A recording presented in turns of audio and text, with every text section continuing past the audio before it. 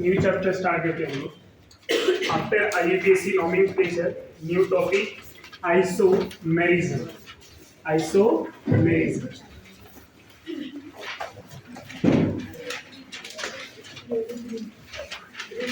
isomerism. Okay. The meaning of isomerism. Isomerism means same part. Iso means same and mer means part. जिसके same part होते हैं उसको क्या बोलते हैं? आइसोमर। क्या बोलते हैं? Isomer.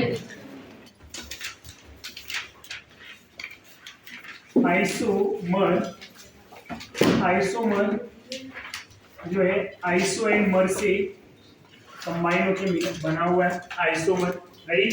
The meaning of iso same, मर मीन्स पार्ट। जिसके सेम पार्ट होते हैं उसको क्या बोलते हैं?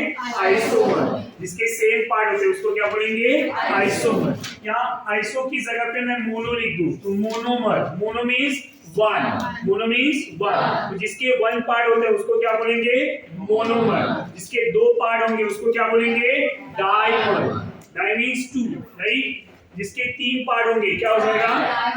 फोर होंगे, 5 मेनी मोल तो क्या हो जाएंगे? पॉलीमर। समझा? और अगर सेम होंगे तो समझना कि मर means part and iso means same. कहीं पे भी ऐसा आएगा आइसोमर, मतलब आप क्या समझेंगे कि इसके सेम पार्ट होंगे। क्या होंगे? Same part. यहाँ तक कोई डाउट, कोई डिफिकल्टीज? नो। अब इसको डिफाइन कैसे करेंगे? How to define isomer? Isomer का डेफिनेशन क्या होगा? तो same molecular formula but different structural formula. Same molecular formula but different structural formula are known as isomer, and the phenomena are known as isomerism. समझा आपको? तो definition लिखना है। Same molecular formula but different in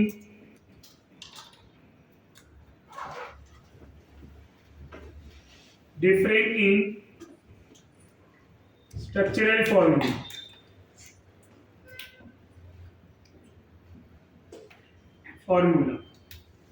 are known as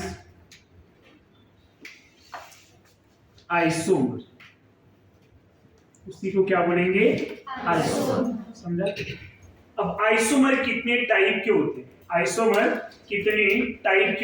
उसकी बात कर लेते हैं। Types of isomer.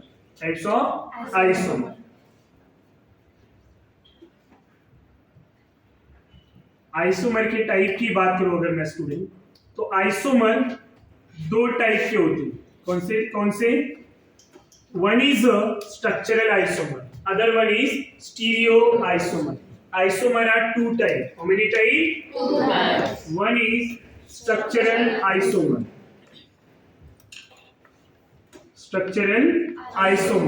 Other one is stereo isomer. Structural and stereo. Structural isomer कितने टाइप के होंगे? तो टाइप्स ऑफ स्ट्रक्चरल आइसोमर। तो फर्स्ट चेन आइसोमर। क्या होंगे? Chain isomer. Second position isomer. क्या होगा student? Position isomer. And the third one is metamer. क्या होगा? Metamer is also known as metamerism. And the fourth one is tautomer. Tautomer is also known as tautomerism. And the fifth one is functional isomer. And the sixth one is ring chain isomer. All six are structural isomer. ये 6 के 6 कौन होंगे? Structural isomer. Structural isomer are differ by different IUPAC nomenclature, इनके IUPAC क्या होंगे, different होंगे, इनके IUPAC क्या होंगे, अगर आईयूपीएसी सेम हुआ तो स्ट्रक्चर क्या होगा, आइडेंटिकल, क्या होगा, आइडेंटिकल, समझ में आया। तो आईयूपीएसी इनके क्या होने चाहिए, डिफरेंट, जिनके भी आईयूपीएसी डिफरेंट हुए वो सब क्या होंगे, structural isomer. Getting my point. Now stereo isomer कितने टाइप के होंगे, तो stereo isomer are two type, how many type, two types, one is configuration isomer, other one is conformation isomer, configuration and conformation, configuration and conformation,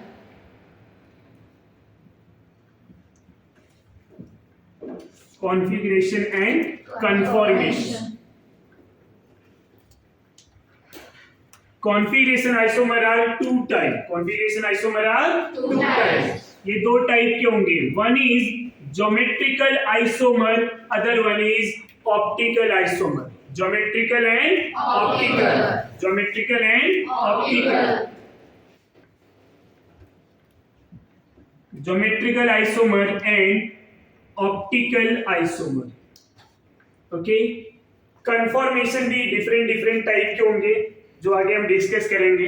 types of conformation में दो type आएगा, इनको further classify नहीं कर रहे, दो scientist ने इनके क्लासिफिकेशन है, sawhorse conformation and Newman conformation, right, इनको भी डिस्कस करेंगे। ज्योमेट्रिकल के भी टाइप होते हैं, ज्योमेट्रिकल में हम कौन कौन से टाइप डिस्कस करने वाले हैं वो भी मैं यहाँ पे डिस्कस कर देता हूं कि ज्योमेट्रिकल में हम डिस्कस करेंगे सिस एंड ट्रांस आइसोमर। ये सिस एंड ट्रांस क्या होते हैं, जब ज्योमेट्रिकल हम डिस्कस करेंगे वहां पे डिटेल डिस्कशन होगा, right. And other one is syn and anti isomer, syn and the last one is E and Z isomer, E and Z isomer, okay. Optical isomer में हम पढ़ेंगे, ऑप्टिकल आइसोमर में enantiomer, diastereomer, enantiomer and diastereomer, ये दो type पढ़ने वाले हैं, इनैंशियोमर and diastereomer. Enantiomer में हम पढ़ेंगे, यहां पे भी दो टाइप डिस्कस कर सकते हैं, इनैंशियोमर एंड डायस्टीरियोमर।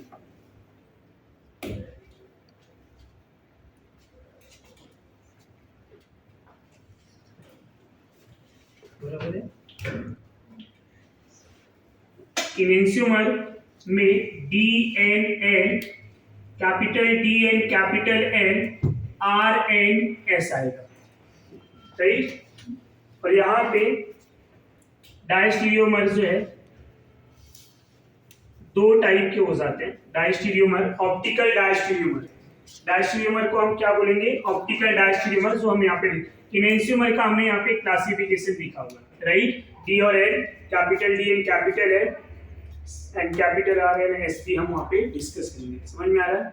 ये इनैंशियोमर के टाइप होते हैं। इनैंशियोमर उनको बोला जाता है जो मिरर इमेज होते हैं, डायस्टीरियोमर जो मिरर इमेज नहीं होते। ये सब हम जब स्टीरियो आइसोमर पढ़ेंगे तो वहाँ पे डिटेल डिस्कशन करेंगे, अभी खाली आपको क्लासिफिकेशन समझना है। There are two types of isomer.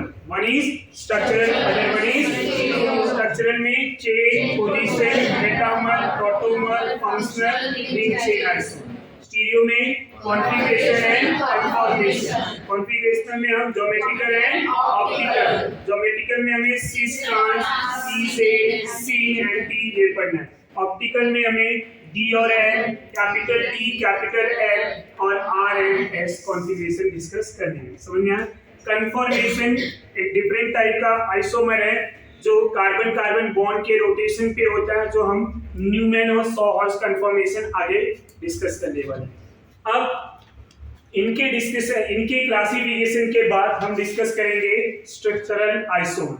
जब ऑर्गेनिक पे क्वेश्चंस टफ बनाया जाते हैं, डिफिकल्ट बनाया जाते हैं, जो आजकल नहीं बनाया जा रहे, नीट में तो कमी बहुत इजी आता है, पर अगर क्वेश्चन टफ बनाया जाए तो स्टीरियो इन्वॉल्व किया जाए।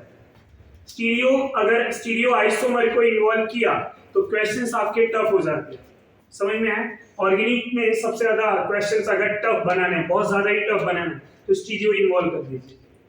तो अगर स्टीरियो इन्वॉल्व कर दिया अभी कैसा हम ये पढ़ रहे हैं टॉपिक तो हमें इजी जाएगा, जब किसी दूसरे चैप्टर में आ गया डायरेक्टली इन्वॉल्व किया गया तब वहां पे ये थोड़े डिफिकल्ट माने जाते हैं। तो इस पार्ट को हमें अच्छे से समझना स्टीरियो आइसोमर। पर सबसे पहले हम क्या स्टार्ट कर रहे हैं, structural isomer.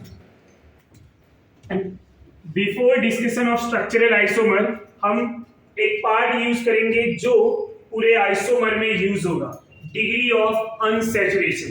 Degree of unsaturation, इस क्लासिफिकेशन के बाद हम स्ट्रक्चरल आइसोमर को डिस्कस करेंगे, बट स्ट्रक्चरल आइसोमर में भी एक टॉपिक यूज होगा डिग्री ऑफ अनसैचुरेशन, जो मैं यहाँ पे डिस्कस कर रहा हूँ। राइट, आफ्टर द क्लासिफिकेशन हम यहाँ पे सबसे पहले डिस्कस करेंगे degree of unsaturation. Degree of unsaturation, degree of unsaturation को ही हम बोलते हैं double bond equivalent. Double bond equivalent,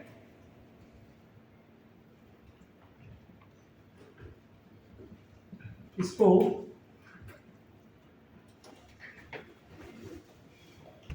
हम DBE लिख सकते हैं शॉर्टकट, और डिग्री ऑफ अनसैचुरेशन को हम DU लिखते हैं। क्या लिखते हैं, DU। समझ में आया? और इसी को हम लिख सकते हैं हाइड्रोजन, हाइड्रोजन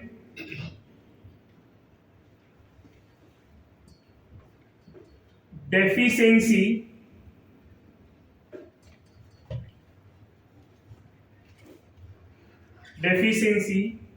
इंडेक्स।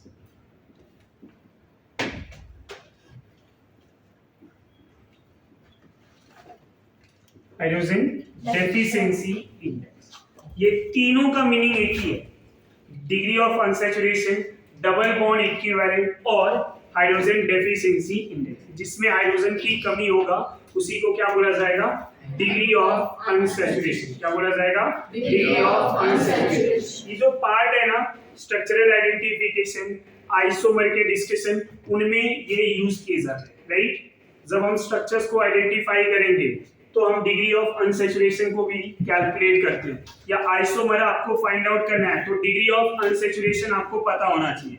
राइट, तो हम आइसोमर डिस्कस करने से पहले सबसे पहले क्या डिस्कस करने हैं, degree of unsaturation, which is also known as double bond equivalent. Okay, it is also known as hydrogen deficiency index. अब इसको अगर हमें समझना है तो सबसे पहले मैं एग्जांपल लूंगा, यहाँ पे एग्जांपल से समझेंगे, बाद में डेफिनेशन डिस्कस करेंगे। यहाँ पे प्रोपेन ले रहा हूं, प्रोपेन मॉलिक्यूल है।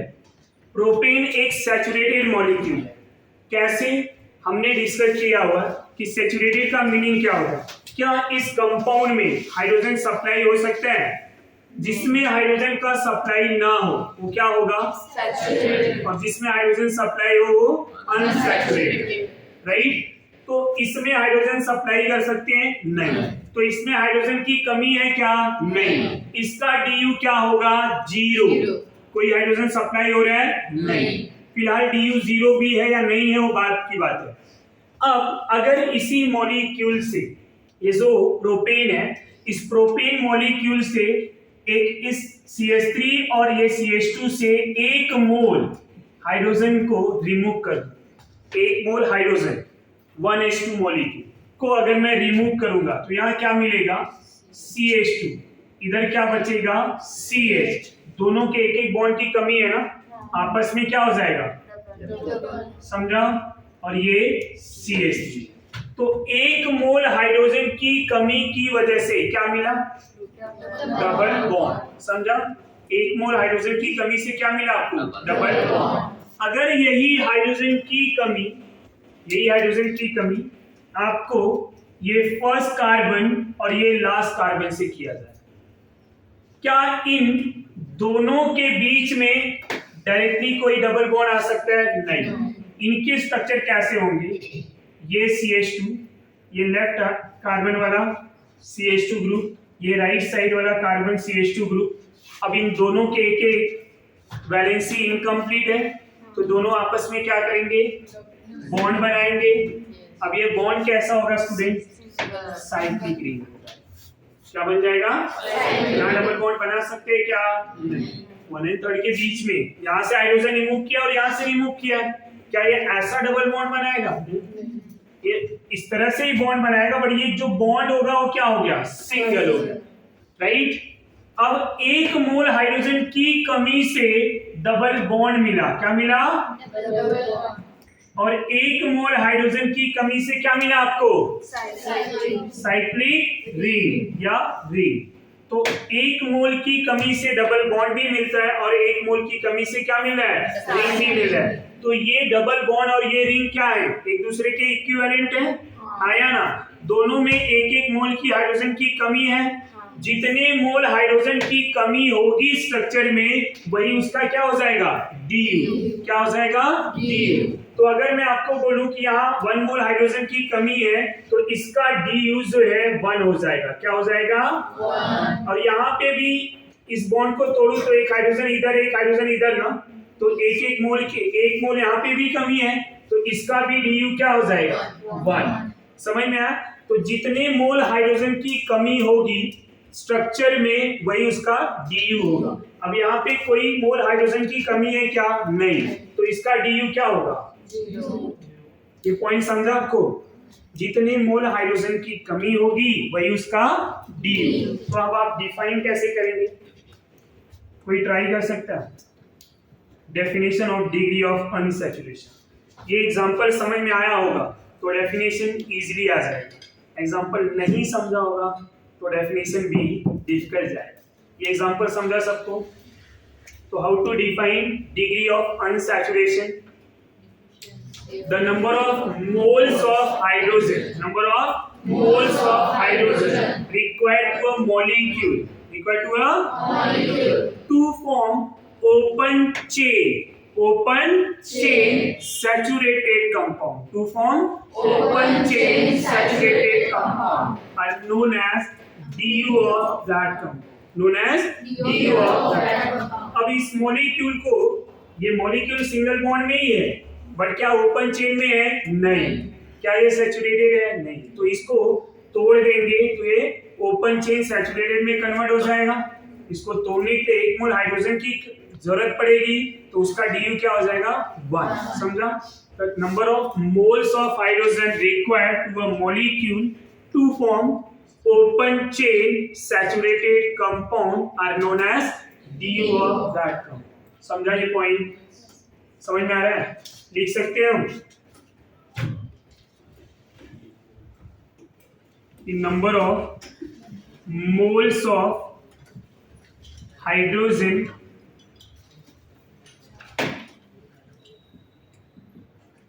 required to molecule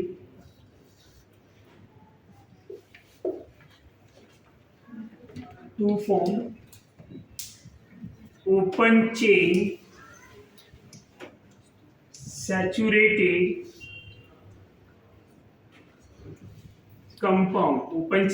saturated compound are known as DU of that compound। ये समझा? इसी को DU बोला जाता है। जितने मोल हाइड्रोजन की कमी होगा वही क्या हो जाएगा? DU।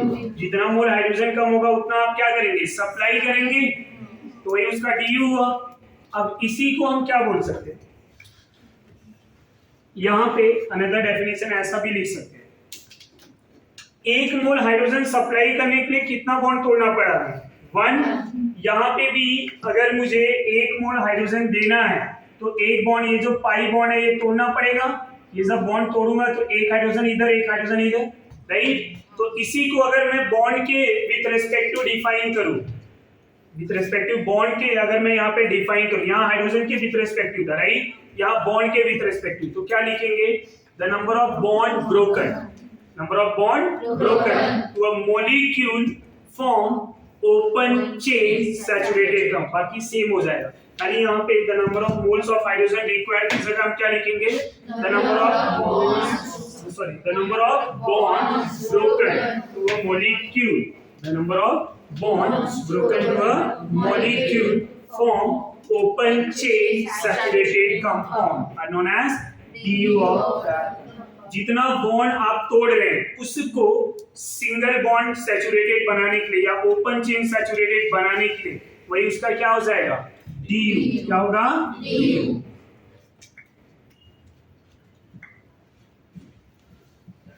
Number of bond broken to a molecule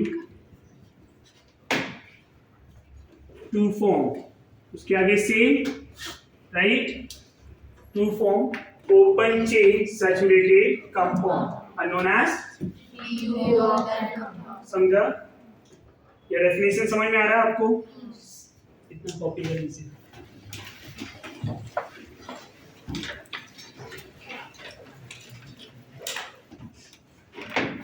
ना अगर डबल बॉन्ड है राइट डबल बॉन्ड है उसका DU 1 है और रिंग है तो उसका DU 1 है मींस अगर DU 1 आता है तो 1 DU आएगा तो क्या क्या बन सकता है 1 double bond and 1 ring but अगर DU आपको 2 आया कितना आया 2 अगर DU 2 आया तो क्या क्या पॉसिबिलिटी बनेगा how many possibility DU 2 means 1 triple bond एक ट्रिपल बॉन्ड बनेगा और 2 डबल बॉन्ड स्ट्रक्चर में 2 डबल बॉन्ड बन सकते हैं और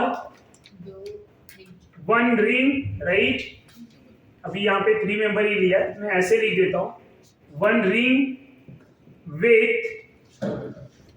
1 डबल बॉन्ड यस और नो एक डबल बॉन्ड बनेगा और क्या हो सकता है 2 रिंग समझ में आ रहा है और क्या बन सकते हैं 2 रिंग तो DU2 आया तो पॉसिबिलिटी कितने हो सकते हैं एक ट्रिपल बॉन्ड हो सकता है 2 डबल बॉन्ड हो सकते हैं एक रिंग एक डबल बॉन्ड होगा रिंग में या फिर 2 रिंग हो सकते हैं राइट तो ये DU से हमें क्या पता चलता है कि उसमें कितने डबल बॉन्ड हैं कितने रिंग हैं कितने ट्रिपल बॉन्ड हो सकते हैं उसका डिग्री ऑफ अनसैचुरेशन क्या होगा राइट ये ध्यान देंगे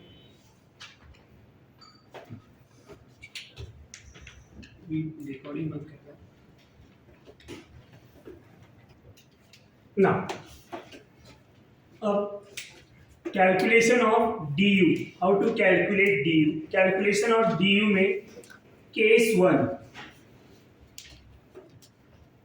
if structural formula are given structural formula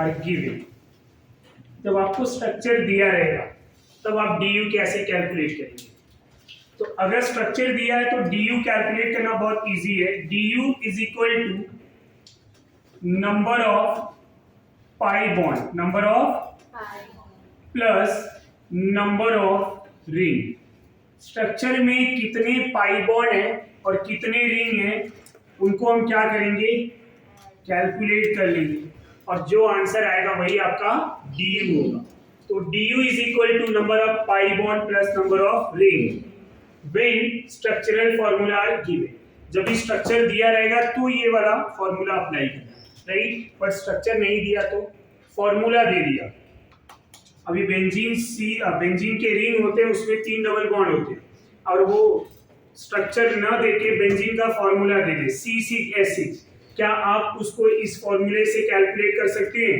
नहीं तब क्या करना होगा स्टूडेंट केस 2 में if molecular formula are given जब मोलिकुलर फॉर्मूला दिया रहेगा तब DU कैसे कैलकुलेट करेंगे यहां ध्यान देना DU is equal to C plus 1 what is C is a number of carbon okay minus H is a hydrogen अगर ओनली H और C है मतलब हाइड्रोकार्बन है तो H/2 हो जाएगा अगर उसके साथ कोई और है जैसे हैलोजन तो H plus S हैलोजन है नाइट्रोजन भी है तो -N बट हेलोजन नहीं है, खाली नाइट्रोजन है तो H माइनस N हो जाएगा, समझ में आया? या नाइट्रोजन नहीं है तो H प्लस X हो जाएगा, दोनों नहीं है तो ये ओवरऑल डिवाइड बाय 2 है, right? Overall divide by 2। But अगर फॉर्मूले में, ध्यान देना, फॉर्मूले में ओनली कार्बन एंड हाइड्रोजन है, तब क्या करेंगे? C+1 H/2, समझ में आया? बट जितने हेलोजन होंगे उतना क्या करना होगा? +1। नाइट्रोजन होंगे तो उतना क्या करना होगा? -1। बट अगर ऑक्सीजन एंड सल्फर आया तो फॉर्मूले में कुछ दिया हुआ है? नहीं, नो चेंज। उसका लॉजिक बताता हूँ, आपको रट्टा मारने की जरूरत नहीं होगा।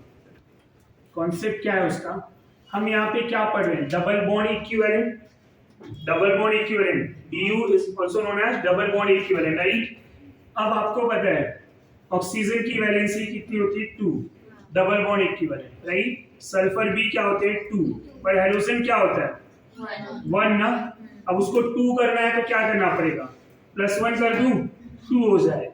नाइट्रोजन की वैलेंसी कितनी होती है? 3, मुझे क्या करना है? 2, तो इधर का, तो क्या करना पड़ेगा? -1, तो 2। अब लॉजिक जरा ध्यान अप्लाई करो। हाइड्रोजन था तो मैंने क्या किया था? नाइट्रोजन था तो क्या किया था?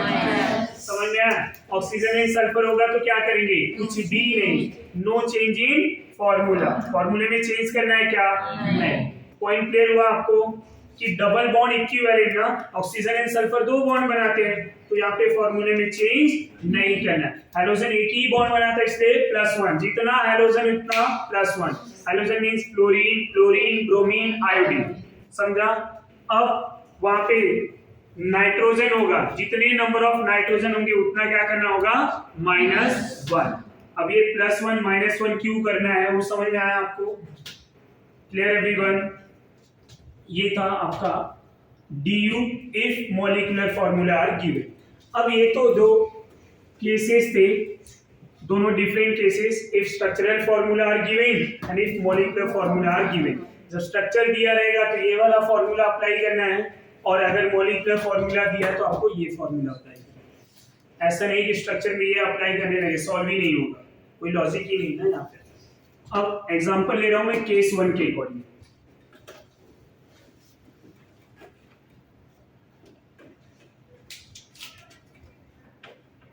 बॉन्ड लाइन सबको पता है। यहां अगर मैं आपसे बोलूं कि Du क्या होगा, स्ट्रक्चर दिख रहा है, और ऐसे केसेस में ना बहुत इजी होता है। Number of pi bond and number of ring, sigma and pi पहले ही कैलकुलेट किया है, और पाई बॉन्ड कैलकुलेट करने में हम बहुत एक्सपर्ट है, राइट? पाई तो कभी रॉन्ग हुआ नहीं आप लोग का। तो कितने पाई बॉन्ड है? 2। रिंग कोई दिख रहा है? नहीं। 2 + 0 मींस Du कितना आया? 2। समझा आपको?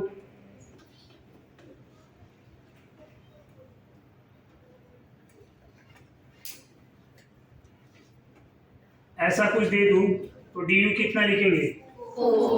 4, 1, 1, 2, और इधर ट्रिपल बॉन्ड है तो 4 आ गया, राइट? अगर हम स्टूडेंट कोई रिंग स्ट्रक्चर ले लें,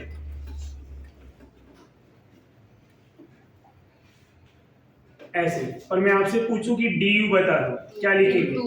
यहाँ कोई पाई बॉन्ड है? नहीं, तो Du कितना? 2। उसका एक और लॉजिक है, number of bond broken to a molecule, कितने बॉन्ड तोड़ेंगे कि ओपन चेन हो जाए? 1, 2। अब ये 2 बॉन्ड तोड़ दिया, ओपन हो गया ना, तो Du कितना हो गया? 2।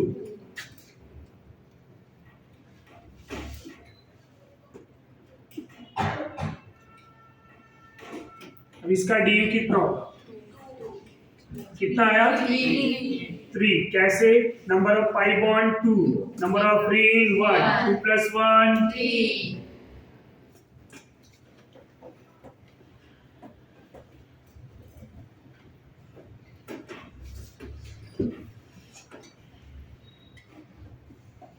तो इसके Du कितने आएंगे? 4। बेंजीन का Du 4। नैप्थलीन का Du कितना आएगा? नैप्थलीन स्ट्रक्चर पता? कितना आ रहा है? 7। कैसे? Number of pi bond plus number of ring ना, तो पाई बॉन्ड 3 and 2 5, रिंग कितने हैं 2, number of pi bond 3, ring कितने 1, आंसर आया 4, इधर 7। समझा? एंथ्रासीन भी ले सकते हैं हम। एंथ्रासीन ना लेके मैं बेंजीन के ऊपर कोई ग्रुप अटैच कर देता हूँ। यहाँ साइनाइड है, इधर कार्बोक्सिलिक एसिड है और इधर नाइट्रो ग्रुप है NO2। अब ये 3 फंक्शनल ग्रुप ले लिए, राइट? नो डाउट हमें बेंजीन का तो पता ही है, पर अब 3 ग्रुप भी अटैच किए हुए। अब ये ग्रुप का स्ट्रक्चर कैसा होता है ये पता होना जरूरी है। समझ में आ रहा है? अब इनको ओपन करने का ट्राई करेंगे। ओपन मैं यहाँ पे कर रहा हूँ इनको। बेंजीन एज इट इज होगा, CN को हम C ट्रिपल बॉन्ड N लिखेंगे, कार्बोक्सिलिक एसिड को C double bond O OH लिखेंगे, NO2 को हम N डबल बॉन्ड O, और ये एक कोऑर्डिनेट बॉन्ड ऐसा होता है, राइट? समझ में आ रहा है आपको? इस तरह से होगा। अब NO2 में कितने डबल बॉन्ड दिख रहे हैं 1, साइनाइड में कितने दिख रहे हैं 2, एसिड में कितने दिख रहे हैं 1। यहीं पे एक आध एल्डिहाइड भी ले सकते हैं, एसिड हैलाइड भी ले सकते हैं, अमाइड भी ले सकते हैं। स्ट्रक्चर आपको फंक्शनल ग्रुप के टाइम पढ़ाया गया है, राइट? तो आपको क्या करना है, सबसे पहले स्ट्रक्चर को ओपन करना है। स्ट्रक्चर ओपन करेंगे तो क्लियरली पता चल जाएगा। अब यहाँ पे कितने DU है, पर्टिकुलर इस ग्रुप पे अगर मैं बात करूं तो DU2, इस ग्रुप की बात करूं 1, ये ग्रुप की बात करूं 1, टोटल इधर कितने हुए 4, रिंग का कितना है टोटल बेंजीन रिंग का 4, तो 4 4 8, DU कितना आया 8। ये समझा आपको? तो अगर कोई फंक्शनल ग्रुप भी अटैच किया जाए तो भी आप समझ जाएंगे।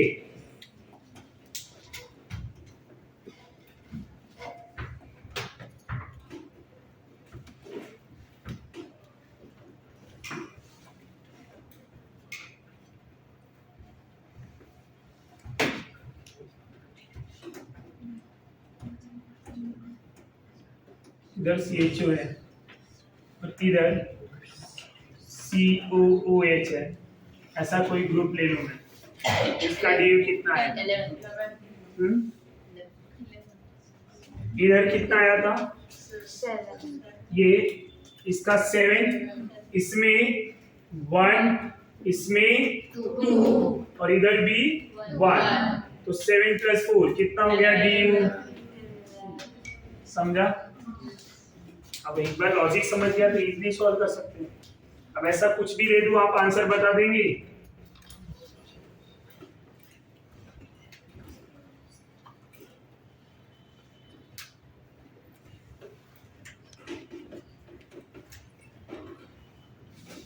इसका DU कितना आएगा? हाँ 5, कितना आया 5, DU 5।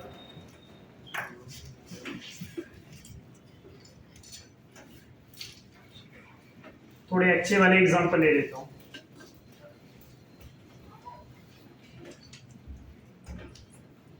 प्रॉपर दिख रहे हैं ना?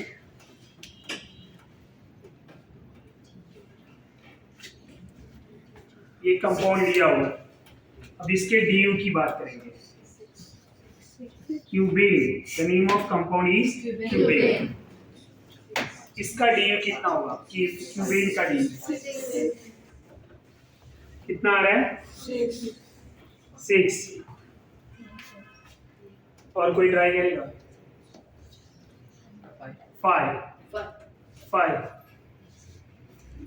सोच लो, 6 5 6 5 चल रहा है अभी। दूसरा भी एक एग्जांपल ले रहा हूँ।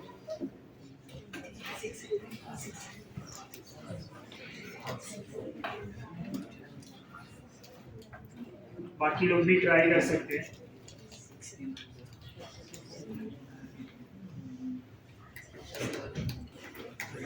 ऐसा स्ट्रक्चर है और इसमें इस बॉन्ड को मैंने लास्ट से, इसको बोलते हैं प्रिज्मेन। ओके, कितना आया 5 और इसका 6, राइट? सब सही उतना ही बोले हैं? कोई चेंज बोलना चाह रहा है आंसर? ये 6 और ये 5, राइट? करेक्ट है?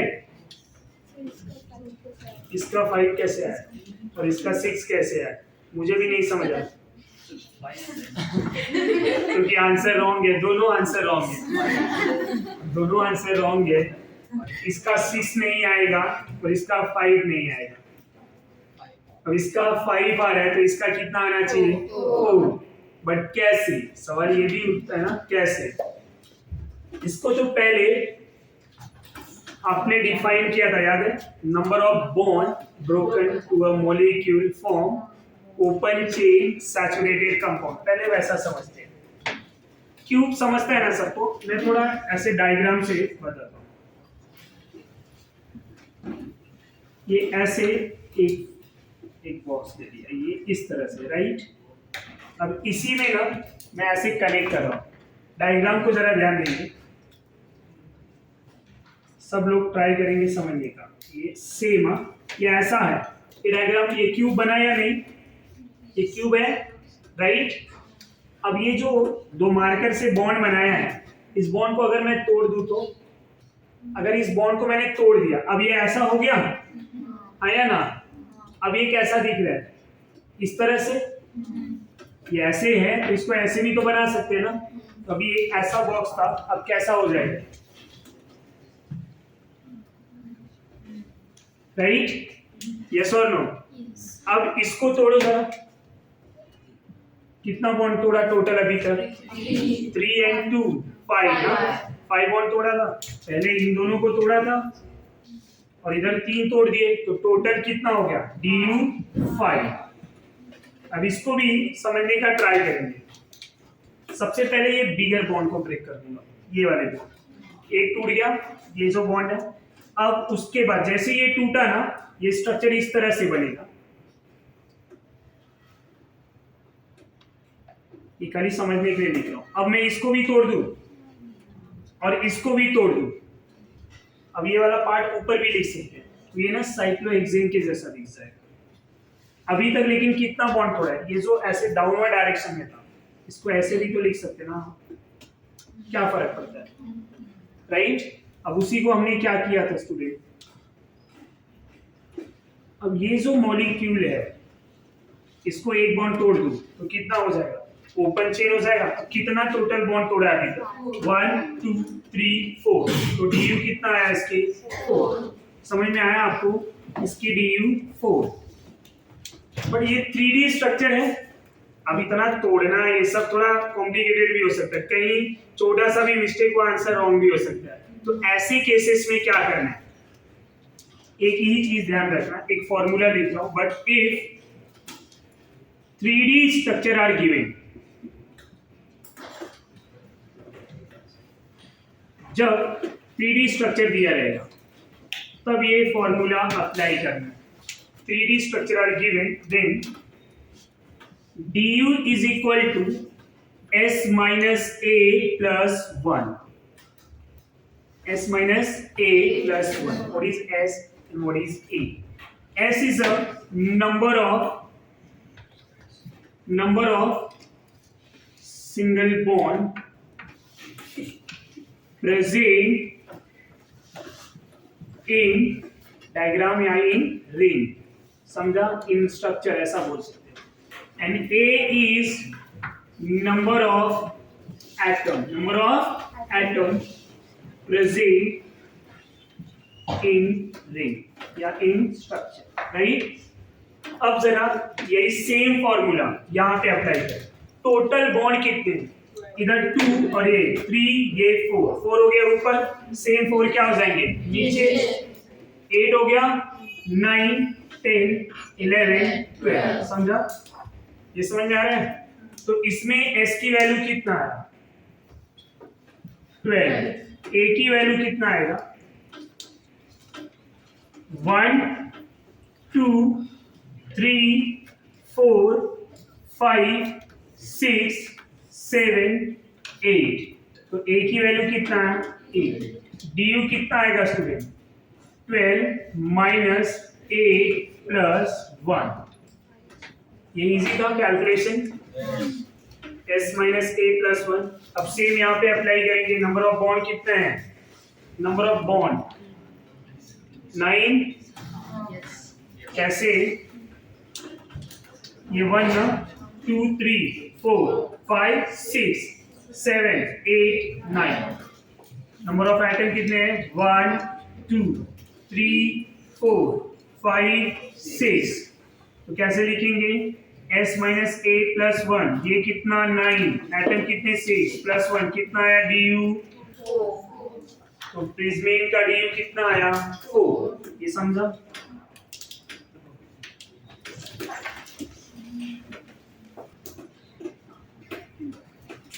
ना अनदर एग्जांपल ले रहा हूं मैं।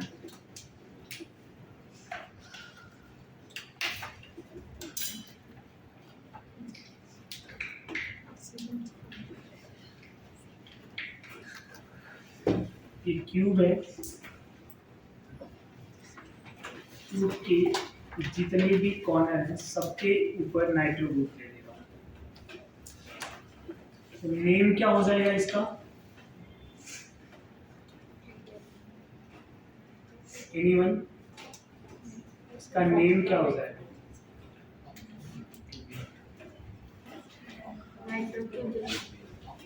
Octa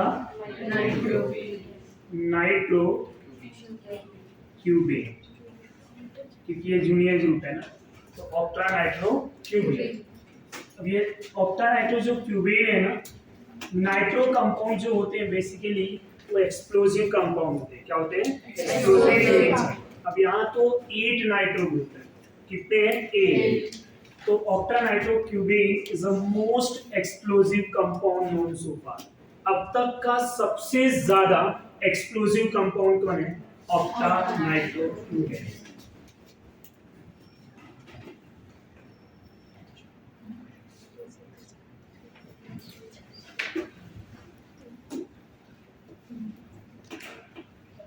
most explosive compound, okay. अब तक का सबसे ज्यादा एक्सप्लोसिव। अब इसके du की मैं बात करूं तो इसका du कितना हो जाएगा? इसका du कितना आएगा? एनीवन? क्यूब का du निकाला है, जो आपको पता है रेडीमेड आंसर वहां पे। नाइट्रो का भी बताया हुआ है, ईच नाइट्रो 1, तो 8 नाइट्रो है तो क्या हो जाएगा? 8 प्लस 5, आंसर कितना होगा? 30। तो du 30। तो octa nitro क्यूबेन du 30। Octa nitro क्यूबेन जो है मोस्ट एक्सप्लोसिव कंपाउंड है। अगर मैं आपसे पूछूं कि फर्स्ट एक्सप्लोसिव कंपाउंड कौन है? फर्स्ट एक्सप्लोसिव कंपाउंड, अब क्या बोलेंगे? डायनामाइट। किसने डिस्कवर किया था डायनामाइट?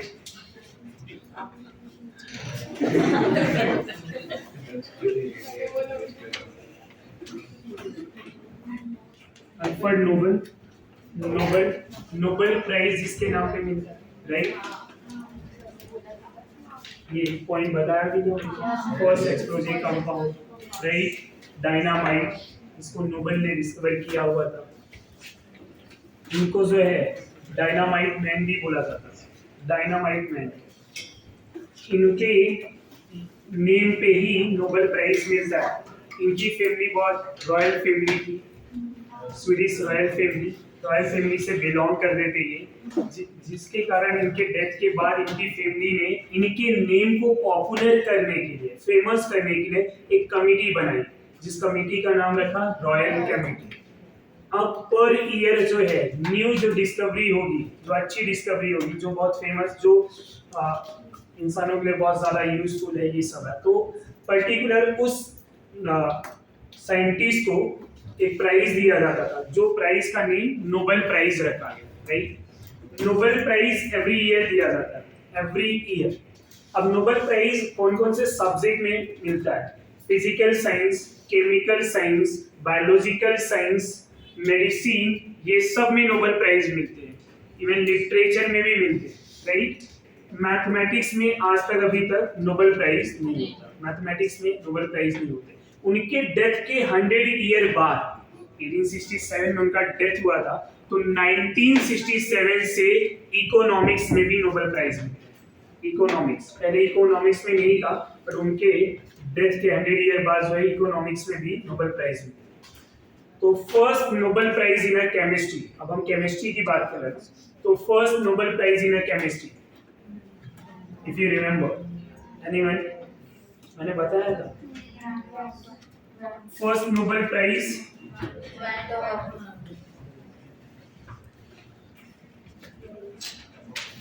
जो है वैन गॉग को मिला था for carbon tetrahedral, carbon tetrahedral discovery, okay, carbon tetrahedral geometry. Second जो नोबेल प्राइज था ना, सेकेंड नोबेल प्राइज फिशर को मिला था for overall contribution in chemistry, Fischer को, ओके, फिशर को जो है सेकेंड नोबेल प्राइज मिला था 1900 में, 1901 में इनको मिला था। उसके बाद बहुत सारे साइंटिस्ट आए, 1910 में विक्टर ग्रिग्नार्ड को मिला था, Victor Grignard one of the very famous scientist जिनका रिएजेंट था RMGS, ओके, तो ग्रिग्नार्ड को भी नोबेल प्राइज। उसके बाद जो है बहुत सारे साइंटिस्ट को नोबेल प्राइज मिला हुआ। तो बेसिकली आपको फर्स्ट एंड सेकंड पता होना चाहिए, बाकी तो ऐसे अब 1900 से लेके आज तक कितने लोगों को नोबेल प्राइज मिल चुका है सबका थोड़ी याद रखना है। तो फर्स्ट बहुत इंपॉर्टेंट है, तो फर्स्ट नोबेल प्राइज जो है वैन गॉग को मिला था for carbon tetrahedral geometry, okay. तो यहाँ तक ही डिस्कस करेंगे हम लोग, दैट्स ऑल। उसके बाद नेक्स्ट लेक्चर